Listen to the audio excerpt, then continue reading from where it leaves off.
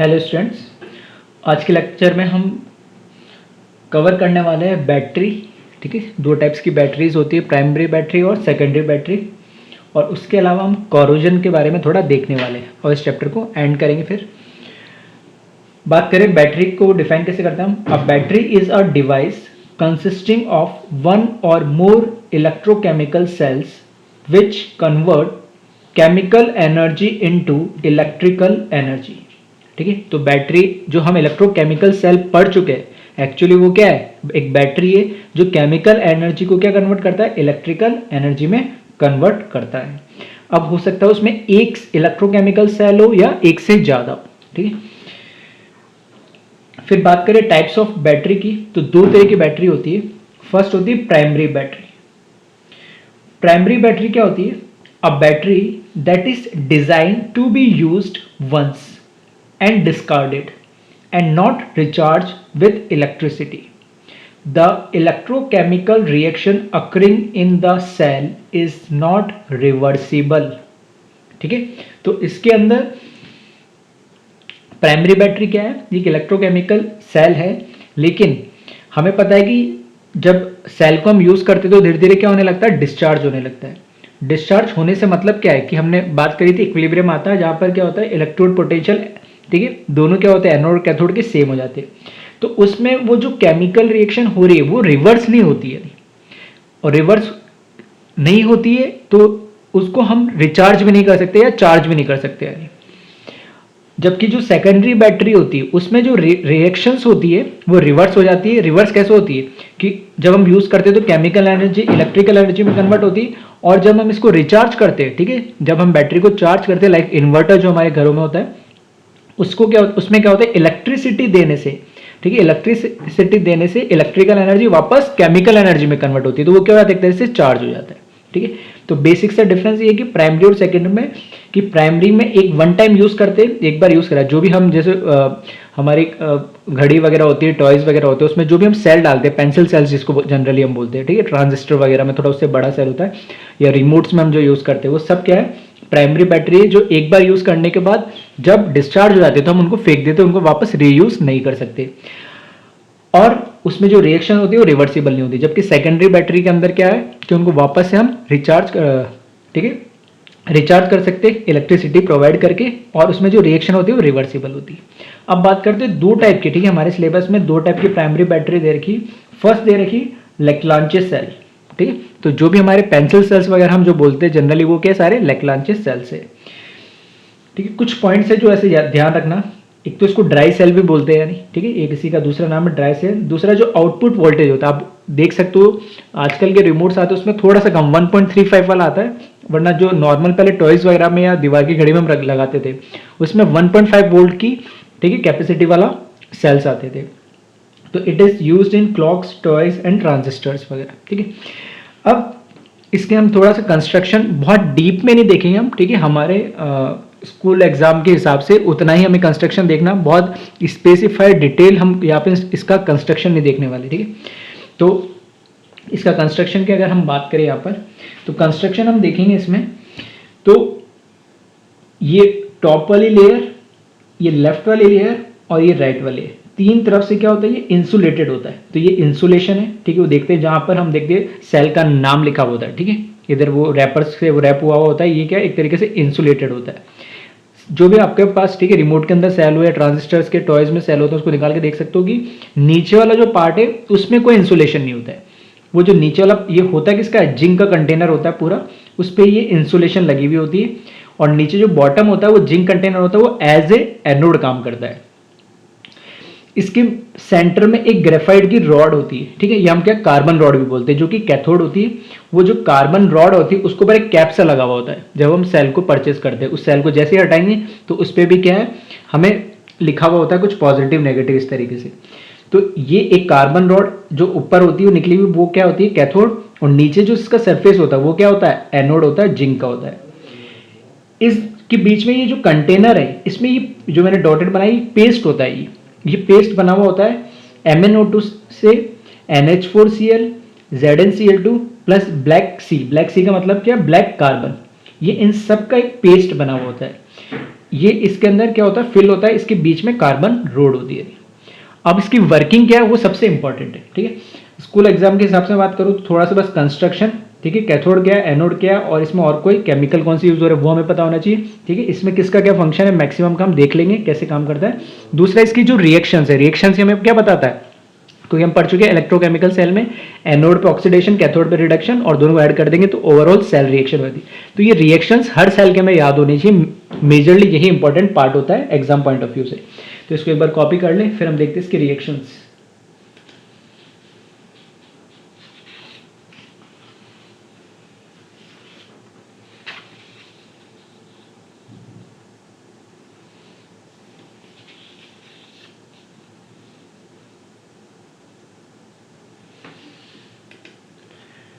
ठीक है, तो एनोड हमारा जिंक का जो कंटेनर बॉटम पार्ट था वो एनोड होता है इसमें, और एनोड पे हमें पता है क्या होगा, ऑक्सीडेशन होगा। तो ऑक्सीडेशन होगा जिंक का, तो स्टेबल स्टेट का जिंक से Zn+2 में जाएगा, 2 इलेक्ट्रॉन को क्या कर देगा, लूज कर देगा।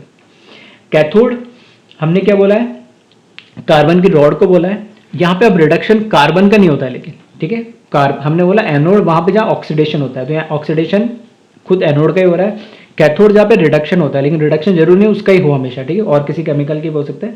तो यहाँ पर जो रिडक्शन होता है वो मैग्नीज का होता है एक्चुअल में।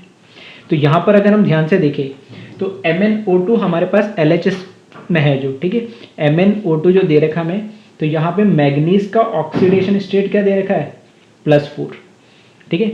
एक ऑक्सीजन पे -2, तो 2 पे कितना हो जाएगा, -4, और राइट में जाएंगे तो इस पे ऑक्सीडेशन स्टेट कितना दे रखा, +4। इस +4 से ये कन्वर्ट हो रहा है, देखना ध्यान से कैसे। इस ऑक्सीजन पे मैंने माना ये अकेला ऑक्सीजन है -2, और ये पूरे एक हाइड्रोक्साइड के फॉर्म में मान के चलना इसको -1।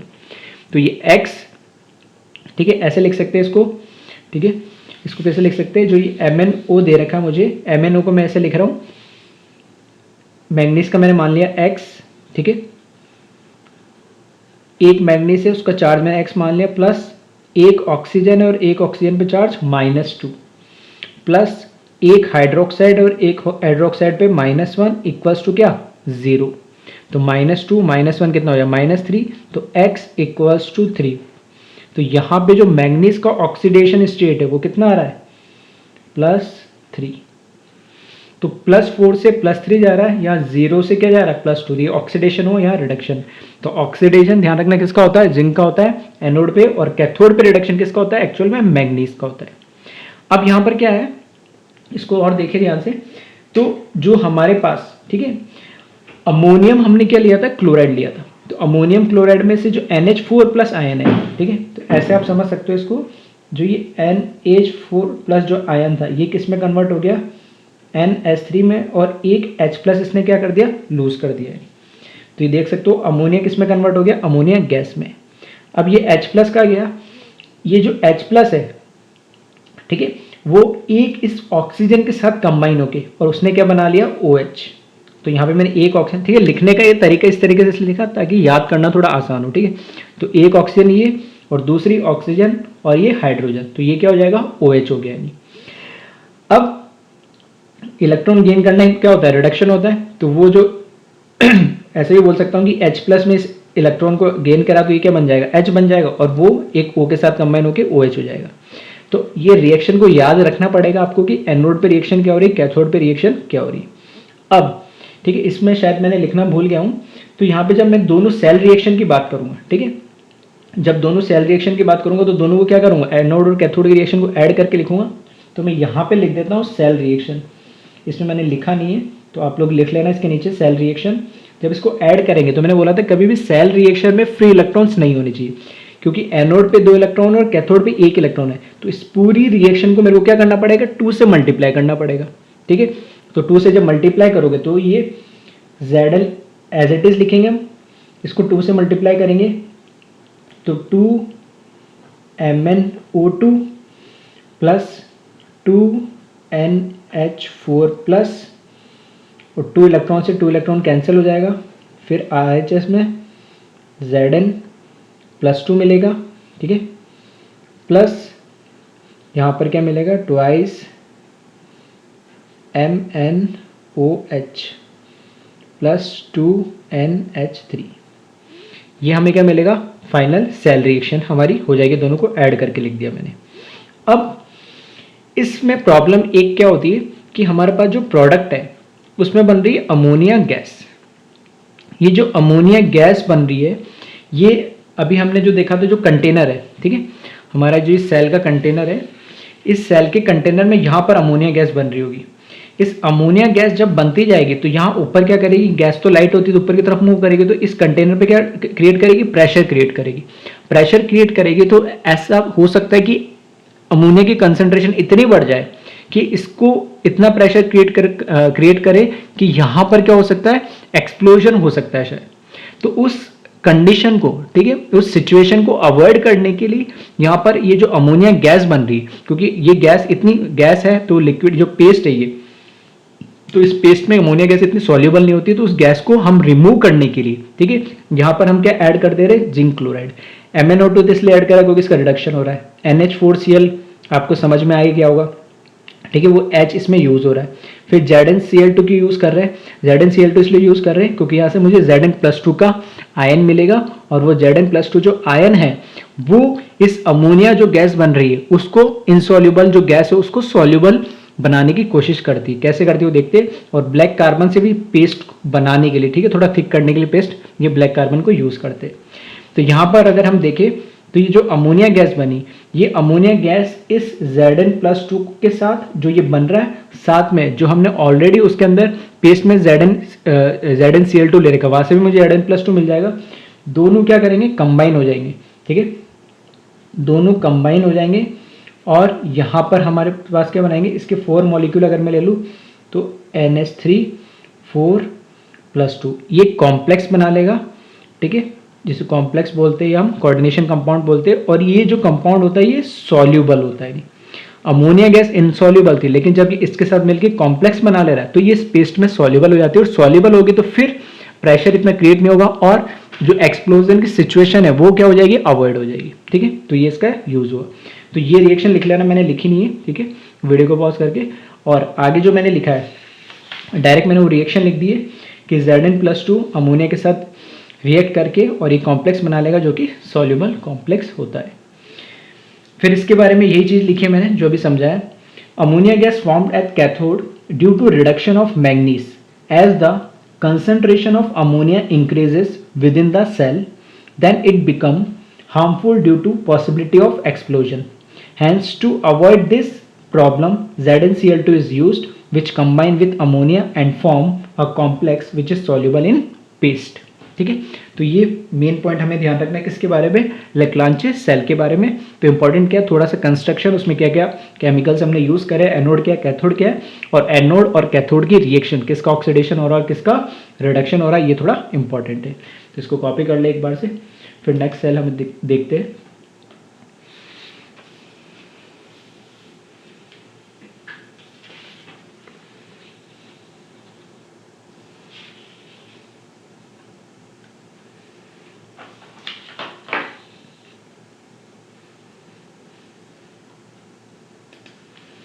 ठीक है, नेक्स्ट जो प्राइमरी सेल है हमारा वो है मरकरी सेल। ठीक है, इसको बटन सेल भी बोलते हैं कई बार।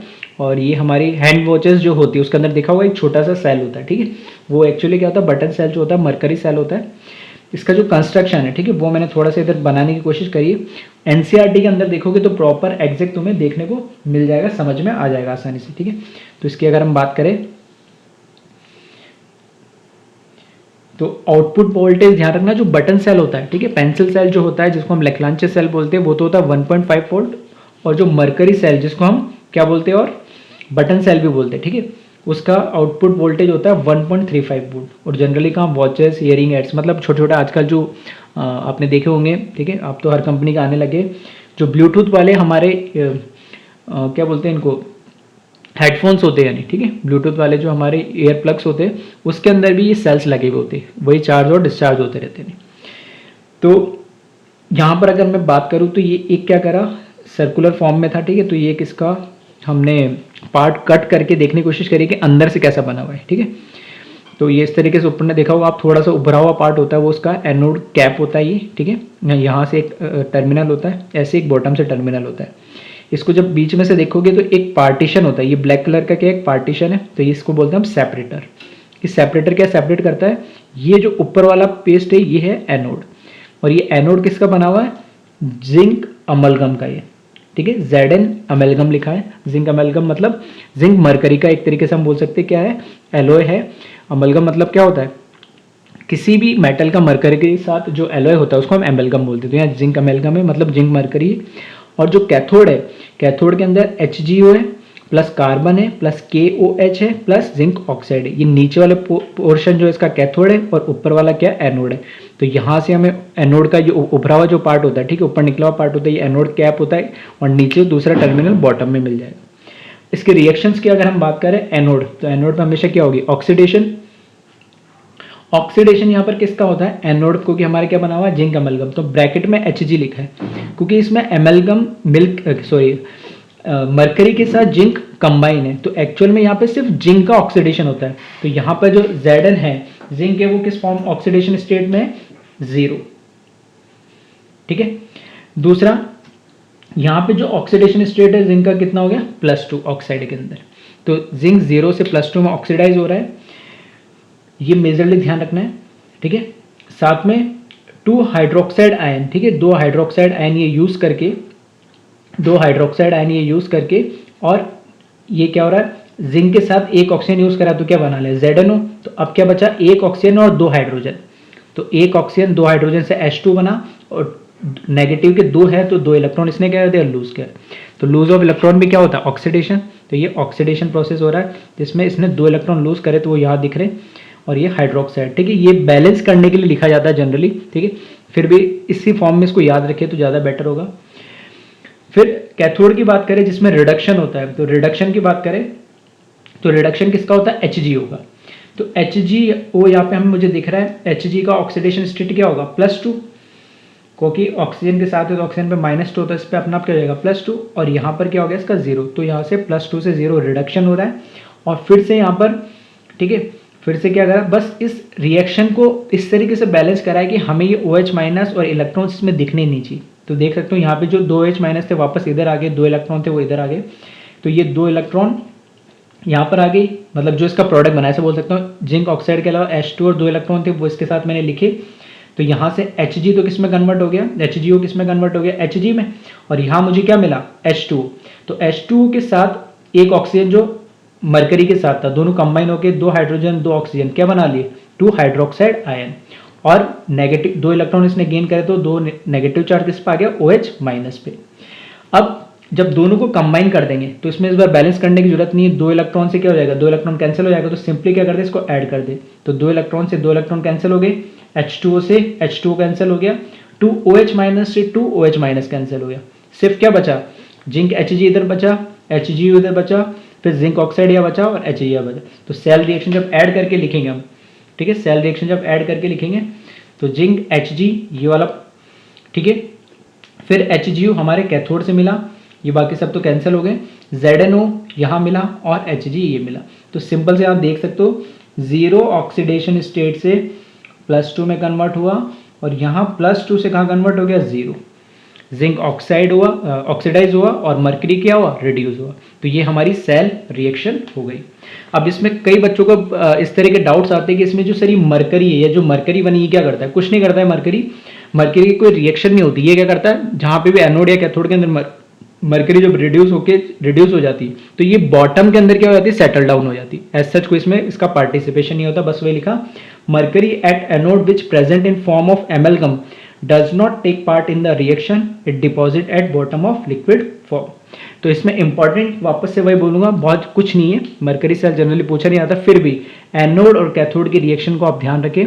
अगर स्कूल एग्जाम में पूछा जाता, बोर्ड वगैरह में, तो यही पूछा जा सकता है। बाकी कंस्ट्रक्शन वगैरह में, ठीक है, एक एनोड आपको ध्यान रखना है जिंक एमेलगम का, और कैथोड क्या है वो, यही इंपॉर्टेंट है, ठीक है।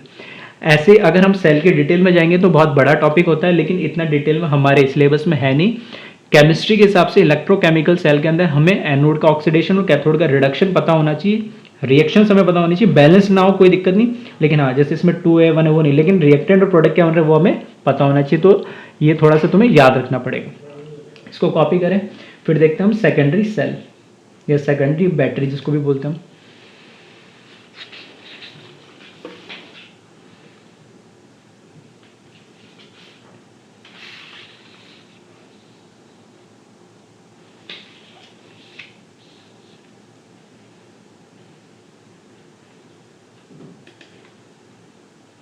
ठीक है। सेकेंडरी बैटरी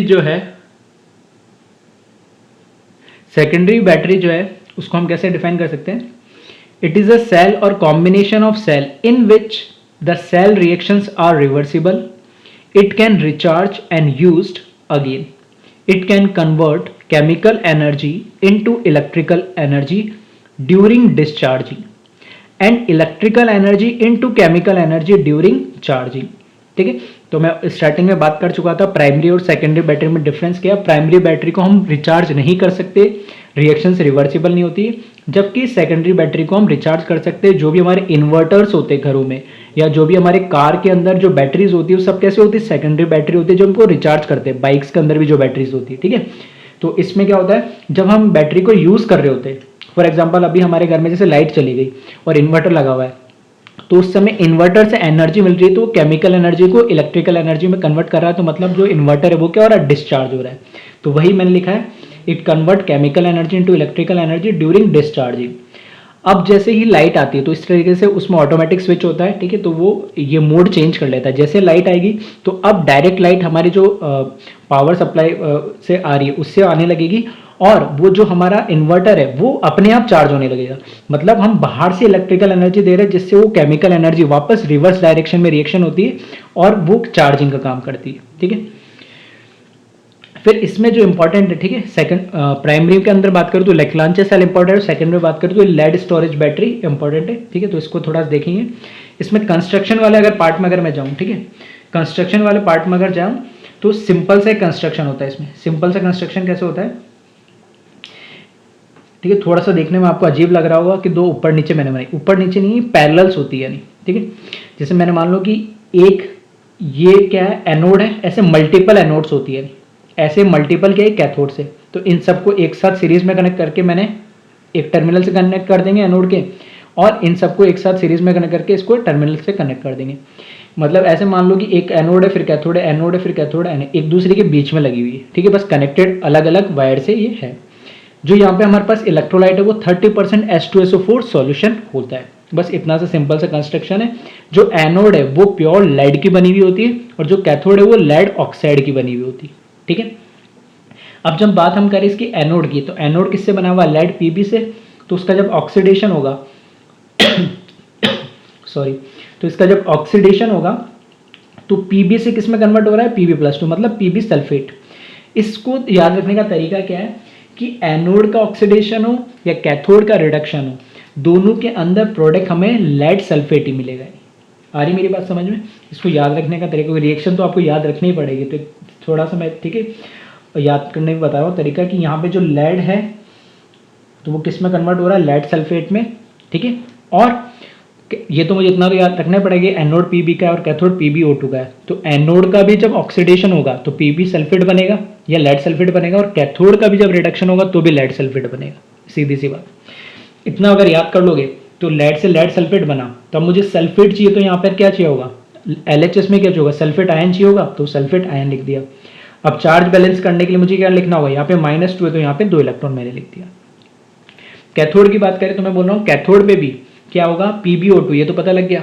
इसका भी जब मैं रिडक्शन करूंगा तो किस में कन्वर्ट होगा? लेड सल्फेट में. तो यहाँ से PbO2 जो कि इसका यहाँ पर ऑक्सीडेशन स्टेट कितना है? +4, और यहाँ पर कितना कन्वर्ट हो गया? +2. 0 से +2 ऑक्सीडेशन, +4 से +2 रिडक्शन. यहाँ पे लेड ऑक्साइड भी क्या हो रहा है? लेड सल्फेट में कन्वर्ट हो रहा है, ठीक है. अब इसमें क्या है, देखो किस तरीके से लिखा मैंने. लेड सल्फेट में कन्वर्ट हो रहा है तो वापस मुझे सल्फेट आयन चाहिए होगा, तो मैंने सल्फेट आयन लिख दिया है, ठीक है. अब इसमें 2 इलेक्ट्रॉन मुझे यहाँ से कैंसिल करने के लिए 2 इलेक्ट्रॉन यहाँ लाने पड़ेंगे, तो मैंने 2 इलेक्ट्रॉन यहाँ लिख दिए, ठीक है. सब याद करने का तरीका बता रहा हूँ, शॉर्ट ट्रिक. अगर आपको अच्छा लगे तो वैसे याद रखो तो अच्छी बात है, ठीक है. तो 2 इलेक्ट्रॉन यहाँ थे RHS में, तो इधर LHS में 2 इलेक्ट्रॉन लाने पड़ेंगे. अब इसमें हुआ क्या है कि बस एक चीज़ हमने एक्स्ट्रा ऐड कर दी. क्या ऐड कर दी? कि मुझे 4H+ आयन ऐड कर दी. या मैं ऐसे बोल सकता हूँ, अगर ऐसे भी याद नहीं रखना चाहो तो आप ऐसे याद रख लो कि यहाँ पर H2 बन रहा है, 2H2 बन रहा है. तो 2H2 कब बनेगा? जब यहाँ पर कुछ H+ आयन होगा. भाई वाटर कब बनेगा? जब H+ आयन हो, और कहीं से तो H+ आयन नहीं मिल रहा, तो मैंने वो H+ आयन लिखे. और 4 ही क्यों लिखे? क्योंकि PB से PB सल्फेट तो बनेगा 1 मोल. अब ये PB और सल्फेट तो हो गया खत्म, अब O2 बच गया. और O2 से H2O बन रहा है, तो 2 ऑक्सीजन से कितने बनेंगे? H2 2 ही बनेंगे, तो मुझे H प्लस कितने चाहिए होंगे? अपना आप 4 चाहिए होंगे। इस तरीके से आप इसको समझ सकते हो। जब इन दोनों को हम ऐड करेंगे तो इलेक्ट्रॉन से इलेक्ट्रॉन तो क्या हो जाएंगे? कैंसिल, ठीक है। ये सल्फेट है, ये भी सल्फेट है, और ये क्या है? H plus. तो अगर सबको कंबाइन कर दो तो सल्फेट के साथ 2 H प्लस ऐड कर दो तो क्या बन जाएगा? H2SO4। तो 2 इसके साथ ऐड कर दिए, 2 इसके साथ ऐड कर दिए, तो ट्वाइस ऑफ H2SO4 हो गया। तो बस सबको ऐड करके लिखा मैंने, Pb as it is, PbO2 as it is, sulphate sulphate और 4H प्लस, मतलब 2H2SO4 हो गया। 2 इलेक्ट्रॉन से 2 इलेक्ट्रॉन तो कैंसिल हो जाएंगे, PbSO4 और PbSO4 ट्वाइस हो जाएगा, और यहाँ पर क्या बचेगा? 2H2 plus electricity. यहाँ पर अलग से पहली बार इलेक्ट्रिसिटी क्यों लिखा? क्योंकि अब ये दोनों तरीके से काम कर सकता है, ये चार्जिंग का भी काम कर सकता है और किसका? डिस्चार्जिंग का भी काम कर सकता है। तो यहाँ पर जब ये रिएक्शन इस डायरेक्शन में मूव कर रही होगी तो मुझे साथ में केमिकल एनर्जी के साथ कन्वर्जन क्या मिलेगा? इलेक्ट्रिकल एनर्जी मुझे प्रोड्यूस होते हुए मिलेगी। अब समझना इसको ध्यान से। अब इसमें क्या है, जब ये सेल क्या हो रहा होगा? ये तो मैं जब सेल को यूज कर रहा हूं, मतलब डिस्चार्जिंग हो रही है, केमिकल एनर्जी किस में कन्वर्ट हो रही है? इलेक्ट्रिकल एनर्जी में। और जब मैं इसको चार्ज करूंगा तो सेम यही रिएक्शन होगी रिवर्स डायरेक्शन में। ये मेरा बन जाएगा रिएक्टेंट और ये बन जाएगा मेरा क्या? प्रोडक्ट। आ रही मेरी बात समझ? तब रिएक्टेंट में क्या होगा? PbSO4 plus 2H2O plus electricity मुझे देने पड़ेगी ताकि ये क्या बन जाए? ये प्रोडक्ट बन जाए। उस केस में ध्यान रखना, जब हम डिस्चार्ज, अभी जब सेल को यूज कर रहे हैं, ये कंडीशन कौन सी? जब सेल इन यूज, जब सेल यूज हो रहा है तो हम उसको बोलते हैं डिस्चार्जिंग हो रही है। तो जब सेल यूज हो रहा है, डिस्चार्जिंग हो रही है, तो एनोड हमारा लेड का है और कैथोड हमारा क्या है? PbO2 का। जब ये चार्ज होने लगेगा, जब ये प्रोसेस उल्टा होने लगेगा, तो ये एनोड और कैथोड भी क्या हो जाएंगे? चेंज हो जाएंगे, ठीक है। ये तो आपको अब इलेक्ट्रोलाइसिस से समझ में आ जाएगा नहीं, ठीक है। इलेक्ट्रोकेमिकल सेल और इलेक्ट्रोलाइसिस दोनों पढ़ चुके। तब जब मैं इसको चार्ज करूंगा तो अब जो एनोड मेरा Pb है वो किस में कन्वर्ट हो जाएगा? PbO2 में, और कैथोड जो मेरा PbO2 वो किस में कन्वर्ट हो जाएगा? Pb के अंदर, ठीक है। तो ये स्विच ऑटो स्विच कर लेता है, मतलब इस तरीके से इसमें अरेंजमेंट होता है कि डिस्चार्जिंग के समय जो एनोड है वो चार्जिंग के समय कैथोड बन जाता है, और जो डिस्चार्जिंग के समय कैथोड है वो चार्जिंग के समय एनोड बन जाता है। तो मतलब एक तरीके से रिवर्स प्रोसेस है और कुछ नहीं, ठीक है। तो एक बार इसको कॉपी कर ले, और कुछ पॉइंट्स है वो जो मैंने अभी समझा वो मैंने अलग से लिख दिए, उसको भी कॉपी कर लेना।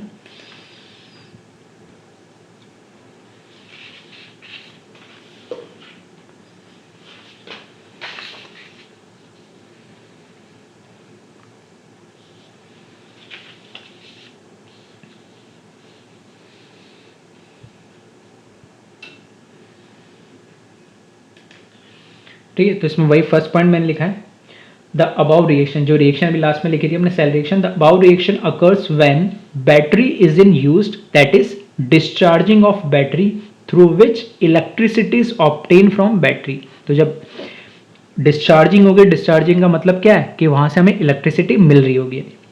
सेकेंड पॉइंट इसी का रिवर्स लिखा है, during charging same reaction occurs but in reverse direction. ठीक है, मैं लिखा नहीं चाहो तो उसके सामने लिख सकते हो ये चार्जिंग वाली रिएक्शन है, और उसकी बिल्कुल अपोजिट रिएक्टेंट को प्रोडक्ट बना देना और प्रोडक्ट को रिएक्टेंट बना देना, और को क्या लिख देना, जो रिएक्शन लिखी हुई थी वो तो होगी डिस्चार्जिंग की, और इसका रिवर्स करके लिखोगे तो क्या बन जाएगी? चार्जिंग की रिएक्शन। तो ये लिखा during charging same reaction occurs but in reverse direction in which electricity given to the battery. मतलब जब हम डिस्चार्ज हो रहा है या यूज कर रहे हैं तब तो इलेक्ट्रिसिटी हमें बैटरी से मिल रही है, और जब हमें उसको खुद को चार्ज करना है बैटरी को, तब हमें इलेक्ट्रिसिटी खुद बाहर से एक्सटर्नल देने पड़ेगी। फिर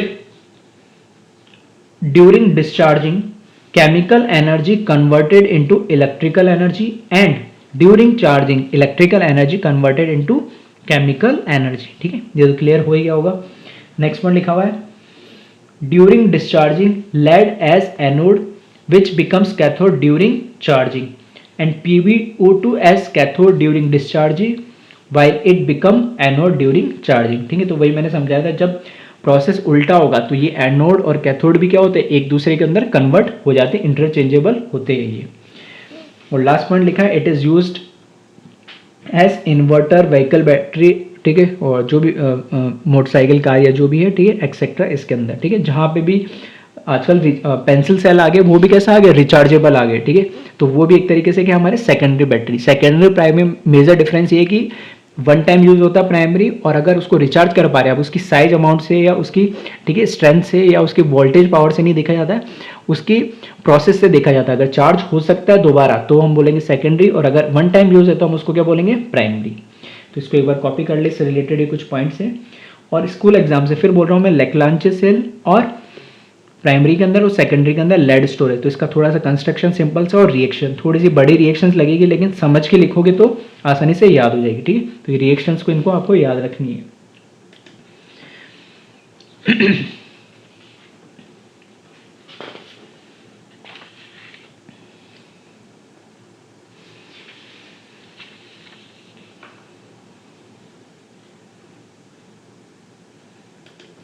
ठीक है, और लास्ट जो हमारे पास सेल या बैटरी है वो है फ्यूल सेल, ठीक है। इसका नाम आपने पहले भी सुना होगा, ठीक है, लोअर क्लासेस में पढ़ा होगा अप टू 10 तक। तो टोटल 4 सेल है, ठीक है।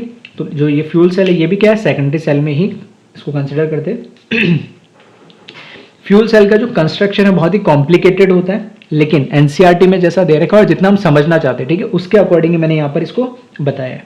तो पहले मैं अगर कंस्ट्रक्शन की अगर बात करूँ, ठीक है, तो इसमें देखना सिंपल सा हमने रखा है, एक इधर चैम्बर बनाया, एक इधर बना दिया और एक मिडल में बना दिया। यहां से हमने H2 को एंटर करा गैस फॉर्म में, और वो जो गैस है वही हमारे लिए क्या, एनोड का काम करेगी।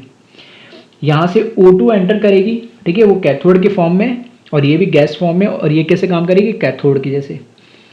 ये जो लाइनिंग से लगा रखी है पोरस कार्बन इलेक्ट्रोड है, ठीक है, और ये भी सेम है, ठीक है, दोनों चीज सेम है। पोरस मतलब इसमें पोर्स बने हुए, तो इस पोर्स के थ्रू इसमें क्या करेगी, धीरे धीरे पास करेगी, यानी, ठीक है। ऐसा क्यों, वो भी अब रीजन है बता दूंगा।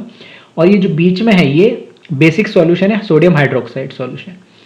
और जब रिएक्शन होगी तो H2 और O2 कंबाइन होकर H2 बनाएंगे तो यहाँ से लीव कर जाएगा। सिंपल सा है, बेसिक सा, फंडामेंटल सा। एक्चुअल जो इसका कंस्ट्रक्शन होता है बहुत कॉम्प्लिकेटेड टाइप का होता है, वो इतना डिटेल में हम, ठीक है, इंजीनियरिंग वगैरह में पढ़ेंगे, लेकिन यहाँ एक बेसिक सा एनसीईआरटी के अकॉर्डिंग, ठीक है, जैसा दे रखा वैसे समझाया मैंने। सॉरी। अब बात करते हैं हम इसमें और एनोड की रिएक्शन की।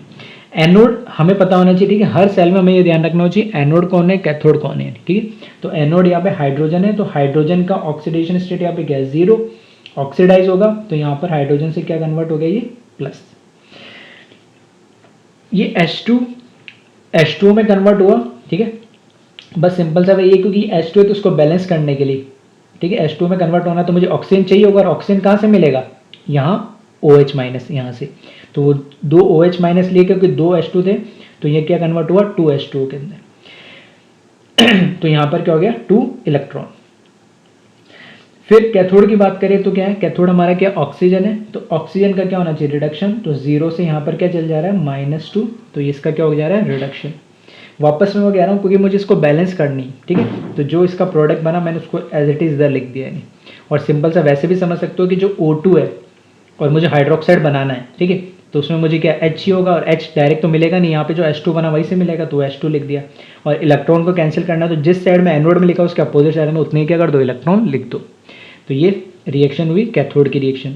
दोनों को जब ऐड करोगे तो 2 इलेक्ट्रॉन से 2 इलेक्ट्रॉन कैंसिल, 2 H2 से 1 H2 कैंसिल, 2 OH माइनस से 2 OH माइनस कैंसिल। तो सिंपली क्या बनेगा, H2 प्लस हाफ O2, और प्रोडक्ट में 1 H2 बनेगा, प्लस एनर्जी मिल जाएगी जो इलेक्ट्रिसिटी के फॉर्म में।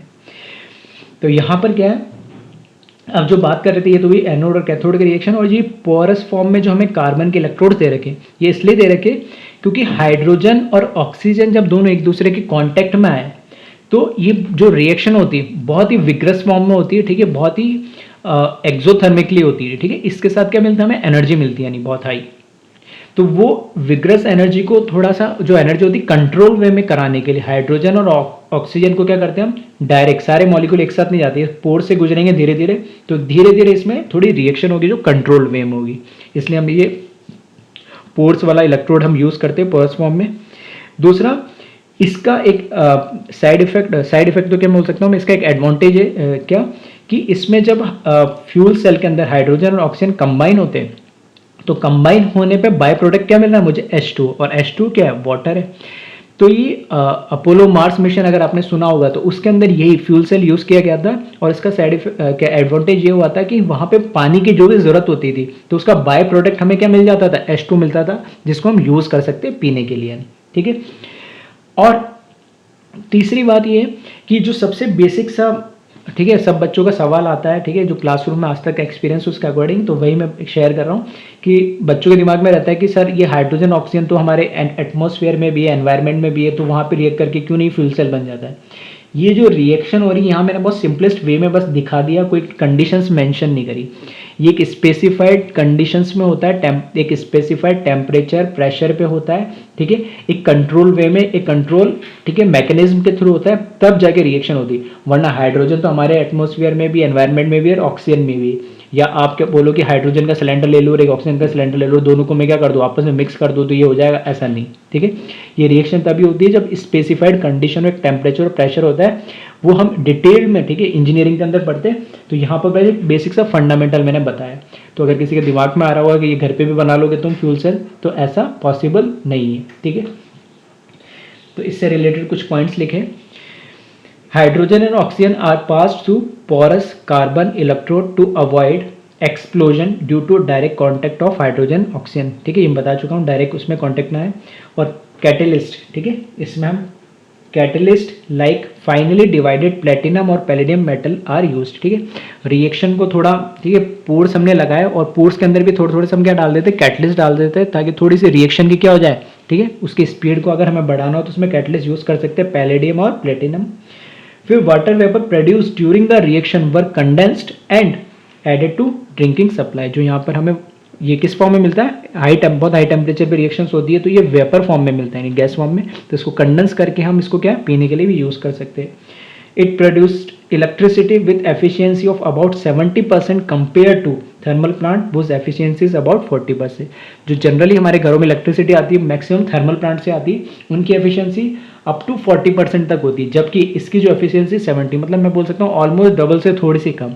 तो इसको हम यूज़ क्यों नहीं करते, यूज़ इसलिए नहीं करते कि एक तो इसकी जो कॉस्टिंग होती है बहुत हाई होती है, ठीक है, जितनी की एनर्जी प्रोड्यूस नहीं कर रहा उतना तो हम इसमें क्या कर देते, खर्चा कर देंगे। तो इसलिए ये जनरली जो स्पेस मिशंस होते हैं उसी के अंदर यूज़ करता है, क्योंकि वो ऑलरेडी बहुत कॉस्टली होता है, लेकिन हमें वहाँ पे कॉस्ट मैटर नहीं करता, वहाँ हमारे लिए एफिशिएंसी मैटर करती है, इसलिए वहाँ पर हम उसको यूज़ कर लेते हैं। डेली लाइफ के लिए हम इसको यूज़ अभी तक नहीं कर पा रहे हैं, ठीक है। तो ये बेसिक से हमने 4 टाइप के सेल्स पढ़ लिए। अब थोड़ा सा मैं कोरोजन वाला पार्ट है, ठीक है, एनसीईआरटी में दे रखा, उसी को मैं कवर कर रहा हूँ, एक बार इसको जल्दी से कॉपी कर लें।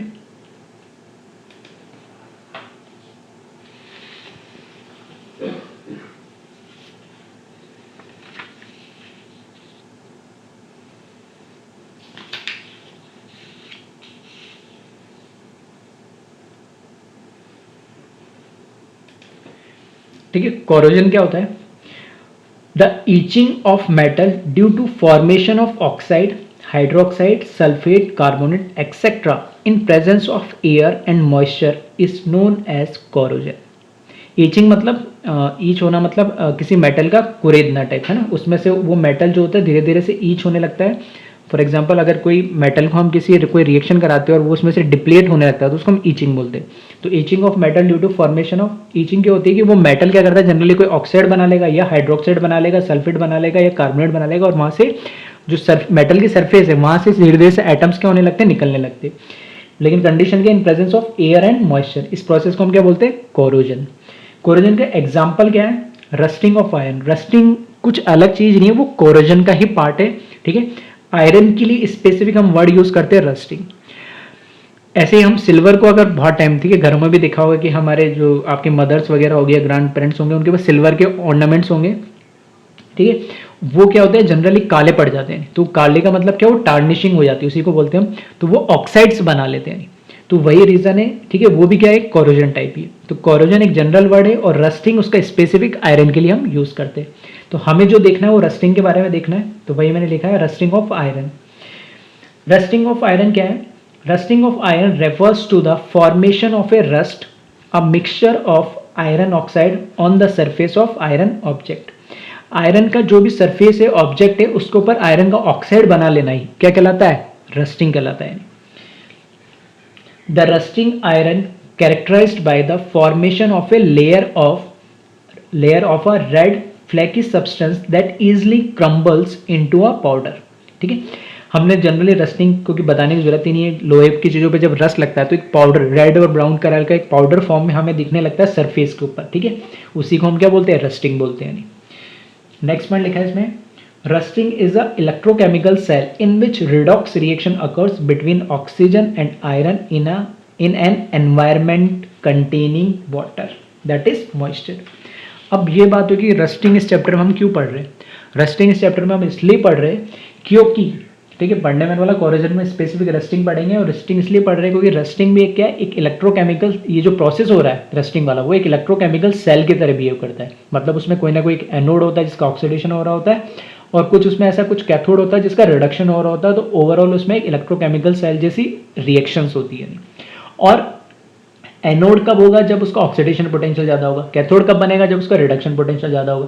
तो ये, ठीक है, नेचुरली, ठीक है, बाय डिफॉल्ट ये उनकी कैरेक्टरिस्टिक है कि उनका जो ऑक्सीडेशन पोटेंशियल और रिडक्शन पोटेंशियल इस तरीके से है कि वो सेल्फ ऑक्सीडाइज और सेल्फ क्या हो जाता है, रिड्यूस हो जाता है, और इस तरीके से रस्टिंग अपने आप होने लगती है अगर आयरन को अगर हमने एयर या मॉइस्चर के प्रेजेंस में छोड़ दिया तो। ठीक है, क्योंकि ये कैसे बिहेव कर रहा है, इलेक्ट्रोकेमिकल सेल। और इस चैप्टर में हमने क्या पढ़ा है, majorly electrochemical cell, electrolysis cell, ये तो पढ़ा है। तो वही इसलिए हम यहाँ पे स्पेसिफिक रस्टिंग को पढ़ रहे हैं क्योंकि वो कैसे बिहेव कर रहा है, इलेक्ट्रोकेमिकल सेल। तो उसकी वो रिएक्शंस मैं बता रहा हूँ किस तरीके से करता है, इसको जल्दी से कॉपी कर ले।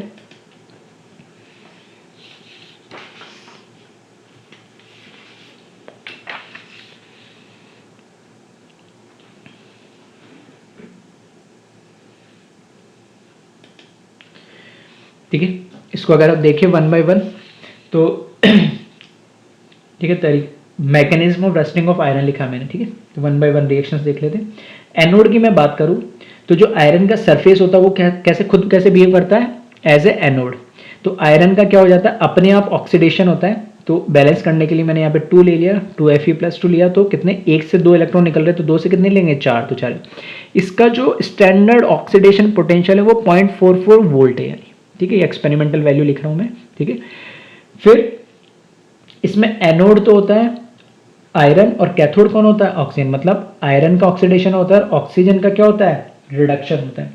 तो यहाँ पे जो ऑक्सीजन है, आयरन का तो क्या हुआ, ऑक्सीडेशन 0 से +2, और ऑक्सीजन क्या है, रिडक्शन 0 से क्या, -2।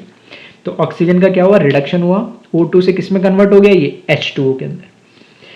इसने क्या करा, H+ आयन इसने यूज करे। ठीक है, H+ आयन इसने यूज करे। ठीक है, 4 इलेक्ट्रॉन जो यहाँ लिखे वही मैंने बैलेंस करने के लिए यहाँ लिख दिए। और क्योंकि H2 में रिड्यूस होना है तो H2 में कन्वर्ट होना पड़ेगा, और H2 में कन्वर्ट हो रहा है तो H+ आयन भी चाहिए होगा, तो मैंने बैलेंस करने के लिए 4H+ लिख दिए, 4 इलेक्ट्रॉन लिख दिए। ठीक है, तो क्या कितना हो गया, 4H हो गए, तो 4H और O2 कितना हो जाएगा, 2H2। इस रिएक्शन का जो रिडक्शन पोटेंशियल है, मैं बोल सकता हूँ ऑक्सीजन का रिडक्शन पोटेंशियल है वो कितना, 1.23 वोल्ट। ये भी एक स्टैंडर्ड रिडक्शन पोटेंशियल है, ये इसके एग्जैक्ट वैल्यू।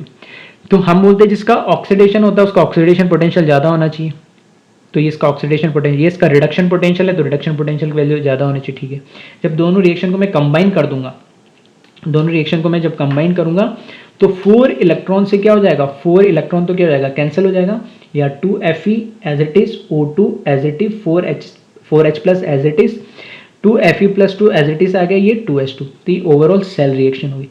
तो सेल रिएक्शन में जब क्या करते हैं हम, अगर हम मुझे सेल का इलेक्ट्रोड पोटेंशियल निकालना है तो एनोड का ऑक्सीडेशन पोटेंशियल और कैथोड का रिडक्शन पोटेंशियल ऐड कर देंगे तो कितना हो जाएगा, 1.67 वोल्ट। और ये कैसा आ रहा है, पॉजिटिव आ रहा है, तो कैसा हो गया, स्पॉन्टेनियस हुआ ये। मतलब ये प्रोसेस क्या होता है, अपने आप होता है। ये न्यूमेरिकल वैल्यू लिखने का याद रखने की जरूरत नहीं है, सिर्फ आप लोगों को समझाने के लिए मैंने बताया कि ये प्रोसेस अपने आप होता है, स्पॉन्टेनियसली होता है। ठीक है, अब ये तो हुआ एनोड और कैथोड का ओवरऑल रिएक्शन। अब जो रस्टिंग कैसे बनती कैसे, अब जो यहाँ पे जो Iron+2 और H2 है, ठीक है, Iron+2 और H2 है, वो जो हमारे एटमॉस्फेयर में O2 है, इन दोनों की प्रेजेंस में कंबाइन होकर क्या बना था, Fe2O3। और ये जो आयरन ऑक्साइड है, हमने अभी तो बोला था कि कोरोजन क्या है, कोरोजन कुछ नहीं है, किसी भी मेटल का ऑक्साइड, हाइड्रोक्साइड, सल्फेट या कार्बोनेट क्या कहलाता है, कोरोजन कहलाता है। तो यहाँ पे ये आयरन का क्या बना, ऑक्साइड, और इसी को हम क्या बोलते हैं, रस्टिंग ऑफ आयरन बोलते हैं।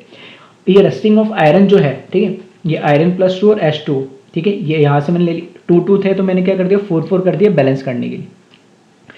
और ऑक्सीजन कहाँ से लिया इसने, एटमॉस्फेयर से लिया, तो ये कंबाइन, तो हम क्या बोलते हैं, एयर और मॉइस्चर दोनों आ गए, एयर और मॉइस्चर दोनों आ गए, और ये आयरन आ गया, ठीक है, और ये Fe2O3 बना है।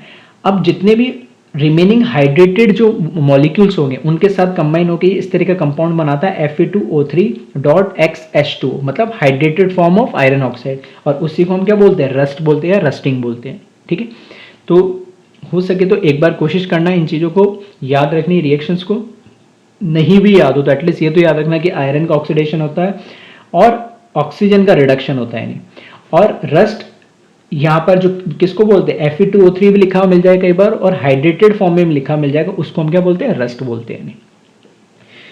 फिर कई बार इस तरह के क्वेश्चन में पूछ लेते हैं मिक्सचर ऑफ रस्ट, तो मिक्सचर ऑफ रस्ट क्या होता है, क्योंकि ये आयरन ऑक्साइड और H2 के साथ कंबाइन होकर कभी कभी आयरन हाइड्रोक्साइड भी बना लेता है, तो आयरन ऑक्साइड, ठीक है, आयरन ऑक्साइड और, ठीक है, आयरन हाइड्रोक्साइड दोनों के मिक्सचर को भी कई बार आप क्या बोल देते हैं, मिक्सचर ऑफ रस्ट भी बोलते हैं। ये तो भी रस्टिंग का प्रोसेस कैसे होता है, वो कैसे इलेक्ट्रोकेमिकल सेल जैसे काम करता है वो मैंने यहाँ पे बताया। अब रस्टिंग या कोरोजन को हम कैसे प्रिवेंट कर सकते हैं वो हम देख लेते हैं, तो इसको कॉपी कर ले एक बार।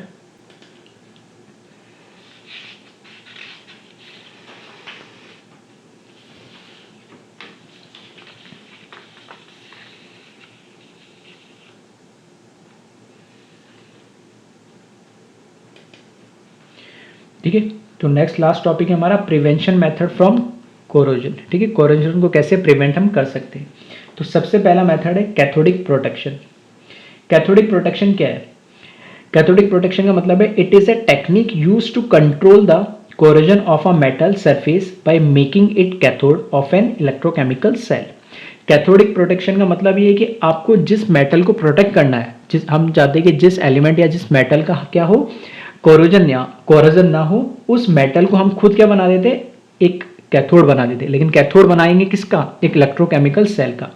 तो हम क्या करते हैं, एक दूसरा मेटल या एलिमेंट और लेते हैं जिसको हम क्या बना देते हैं, एनोड बना देते हैं। ठीक है, तो हमें देखो सिंपल सा क्या होता है कि फॉर एग्जांपल जैसे मैंने बोला यहाँ पर, चलो जैसे एक एग्जांपल ले लेता हूँ, एक जनरल एग्जांपल, जैसे हमने लिया शिप है बहुत बड़ी सी, तो शिप का मैक्सिमम पार्ट जो रहता है बॉटम वाला पार्ट, जैसे ये क्या सी लेवल मैंने मान लिया, तो ये अंदर क्या होगा, वाटर होगा। ये तो वाटर होगा, और जनरली शिप जो बना हुआ होता है कि आयरन से बना होता है, वैसे हाईली कॉस्टली मेटल से यूज़ नहीं करते क्योंकि बहुत ज़्यादा कॉस्टली हो जाता है। तो ये जो शिप बना हुआ होता है वो किससे बना होता है, generally iron plus would say, लकड़ी से बना होता है, दोनों का मिक्सचर से बना हुआ होता है। अब ये आयरन से बना, और ये क्या NaCl, और इसमें बहुत सारे सॉल्ट्स होते हैं पानी के अंदर, समुद्र के पानी में तो होता है ये, सी वाटर में बहुत सारे सॉल्ट्स। ठीक है, तो वाटर प्लस और ऑक्सीजन, जैसे थोड़ा सा जैसे शिप जैसे मूव करता है, ठीक है, तो ऑक्सीजन के कांटेक्ट में तो आएगा, तो इसका कोरोजन हो जाएगा और बहुत जल्दी डिप्लीट हो गया, और ये क्या हो जाएगा, शिप बेकार होने लगेगा, क्रैक होने लगेगा। तो इसको बचाने के लिए जनरली हम क्या करते हैं, यहाँ पर दूसरा एक मेटल लेते हैं। ठीक है, दूसरा मेटल लेते हैं, इसलिए इससे थोड़ा सा जो क्या हो, इलेक्ट्रोकेमिकल सीरीज में से हायर पोजीशन पे हो। ठीक है, तो हम क्या करते हैं, ये जो मेटल है, मैंने फॉर एग्जांपल जैसे मैग्नीशियम का ले लिया, एल्यूमिनियम का ले लिया, तो जो ये एलिमेंट लूंगा मैं, मैग्नीशियम एल्यूमिनियम, ये मेरे लिए क्या बन जाएगा, एनोड बन जाएगा। ठीक है, तो एनोड बनेगा तो मैग्नीशियम का क्या हो जाएगा, ऑक्सीडेशन हो जाएगा, Mg+2 में कन्वर्ट हो जाएगा 2 इलेक्ट्रॉन, तो इसका तो हो गया ऑक्सीडेशन। और जो कैथोड होता है, वो कैथोड हम किसको बना देंगे, जो हमारा आयरन होता है, आयरन का जब हम रिडक्शन करेंगे तो वो क्या रहेगा, आयरन ही रहेगा। अगर ये आयरन से Iron+2 कन्वर्ट होता तो क्या होता है, ये डिप्लीट हो जाता, लेकिन Iron+2 किस में कन्वर्ट होगा, आयरन में, उल्टा, और आयरन उसमें क्या होता जाएगा, डिपॉजिट होता जाएगा, निकलेगा नहीं। तो हम क्या बनाते हैं, जिस भी एलिमेंट को, ठीक है, प्रैक्टिकल बताने की कोशिश करिए, जिस भी एलिमेंट को हमें बचाना है, ठीक है, उसको हम क्या बना देते, खुद कैथोड बना देते हैं, क्योंकि कैथोड में हमेशा क्या होता है, रिडक्शन होता है, तो रिडक्शन होगा तो एलिमेंट उसमें से कभी भी निकलेगा नहीं। तो इस प्रोसेस को हम क्या बोलते हैं, कैथोडिक प्रोटेक्शन बोलते हैं। ठीक है, फिर जो नेक्स्ट पॉइंट इसमें लिखा है, a simple method of protection is to connect the metal to be a protected to a more easily corroded sacrificial metal to act as the anode. The sacrificial metal then corrodes instead of the protected metal. ठीक है, ये जो मैंने magnesium लिया, ठीक है, इस metal को हम एक सैक्रिफिशियल मेटल भी बोलते हैं, क्योंकि ये क्या करता है, दूसरे मेटल को बचाने के लिए खुद अपने आप को क्या कर रहा है, सैक्रिफाइस कर रहा है।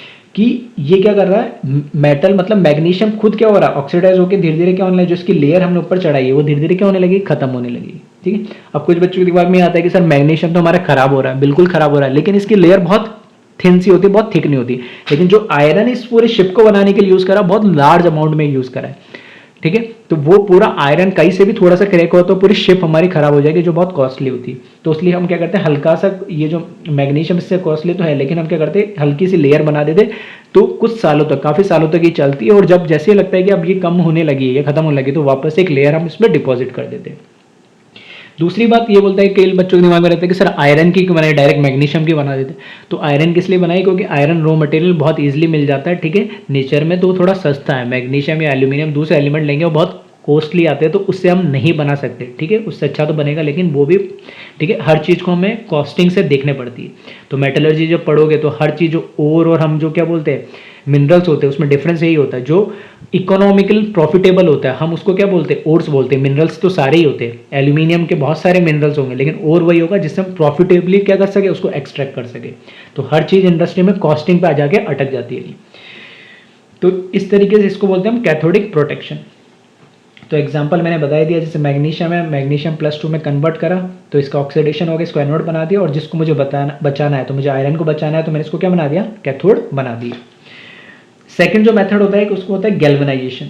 गैल्वेनाइजेशन कुछ नहीं होता है, कैथोडिक प्रोटेक्शन ही है। अगर ये जो मैं बोल रहा हूँ लेयर चढ़ा है मैंने मैग्नीशियम की, ये मैग्नीशियम की जगह अगर मैं एक स्पेसिफिक एलिमेंट यूज करता हूँ, और वो एलिमेंट कौन सा है, जिंक। अगर मैं जिंक यूज करता हूँ तो इस प्रोसेस को हम क्या बोल देते हैं, गैल्वेनाइजेशन बोलते हैं, ठीक है। और ये वर्ड आपने अप टू 10th क्लास में भी सुना होगा कि हम क्या करते हैं, एक एलिमेंट पे दूसरे एलिमेंट के लेयर चढ़ा देते, ठीक है। लाइक एल्यूमिनियम के ऊपर मैंने क्या करा, जिंक की लेयर चढ़ा दी, ताकि जिंक ऑक्सीडाइज हो और एल्यूमिनियम क्या रहे, बचा हुआ रहे। तो वही लिखा, the process of applying a protective zinc coating to steel और आयरन टू प्रिवेंट रस्टिंग, ठीक है।